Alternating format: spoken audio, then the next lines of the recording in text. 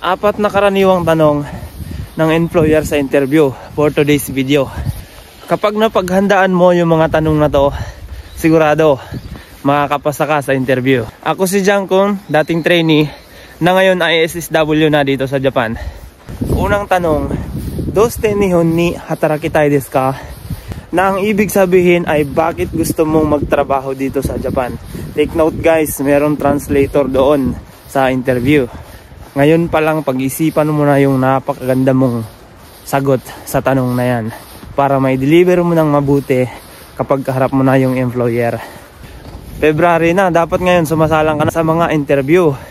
Dapat nag-apply ka na para ngayong buwan, kung nakakasalang ka na sa interview, ngayong taon din makakalis ka na.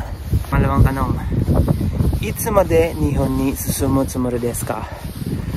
Ang ibig sabihin ay hanggang kailan mo plano na tumira dito sa Japan para magtrabaho. Yung mga tanong na to guys, ibang-iba na to sa mga tinanong sa amin nung kapanahon na ako yung nagpapa-interview sa mga employer. At itong mga tanong na to, yung pinaka-basic na tanong na tinanong ng boss ko nung nag-interview kami sa Pilipinas.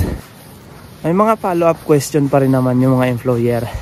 Pero stick ka lang dapat doon sa kung ano yung tanong. Kung ano yung tanong niya, straight ka lang sa pagsagot mo. Tapos nakatingin ka lang sa eye-to-eye contact. Tapos konting smile yung aura ng mukha. Pangatlong tanong, Nihon no kankyo de hatarakiru to omoimasu ka? Nang ibig sabihin, kaya mo bang magtrabaho sa environment or yung kapaligiran ng mga kasama mo ay mga Hapon? Importante yan sa kanila kasi titingnan nila yung sagot mo kung kaya mo bang makisama sa mga katrabaho mo na hindi mo kalahi, lalong-lalo na sa mga senpai mong Hapon, dahil hindi mo sure kung yung mga dadatnan mong company dito sa Japan ay meron na ibang lahi tulad ng Taijin, Indonesia, Myanmar, mga ganyang galing na bansa. Dito sa company na pasukan ko so far, Pilipino pa lang naman yung mga nagtatrabaho dito sa shop na napapasukan ko tsaka sa ibang branch. Pero yung malayo na branch dito ng company namin, meron na doon nagtatrabaho na ibang lahi. Ito yung pang-apat na tanong, pinaka-importante sa lahat. Moshi sayo saretara korekara no mokyo nan desu ka?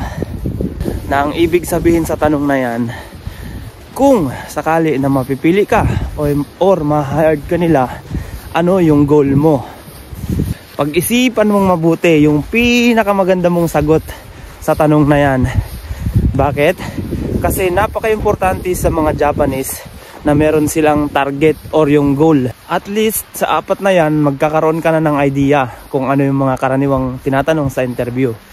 Makaka-create ka na rin sa isip mo kung ano yung mga pinakamagandang sagot.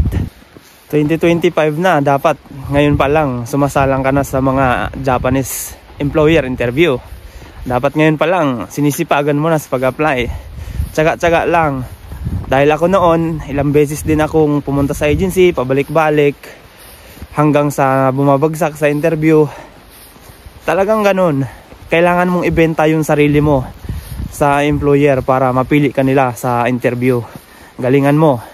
Pasasaan at pasasaan, mapipili ka rin sa interview. Lagi mo lang isipin, kung nakaya ng iba, kaya mo din. Kung bumagsak ka man, isipin mo na lang, hindi para sa'yo yung kumpanya na yon. Huwag mong isipin na hindi ikaw yung para sa kumpanya na yon. Ganyan lang yung mindset ko noon. May nag-comment pala sa video ko nung nakaraan kung ano daw yung trabaho ko dito sa Japan. Isa po akong panel beater. Iba-iba kasi yung tawag eh. Tinatawag din siya sa ibang agency na auto bodybuilder. Pero sa madaling sabi dyan sa atin sa Pilipinas, naglalatero po ako dito sa company na napasukan ko. Hindi lang naman latero yung trabaho ko dito. Nagpapalit din kami ng mga pyesa sa sasakyan.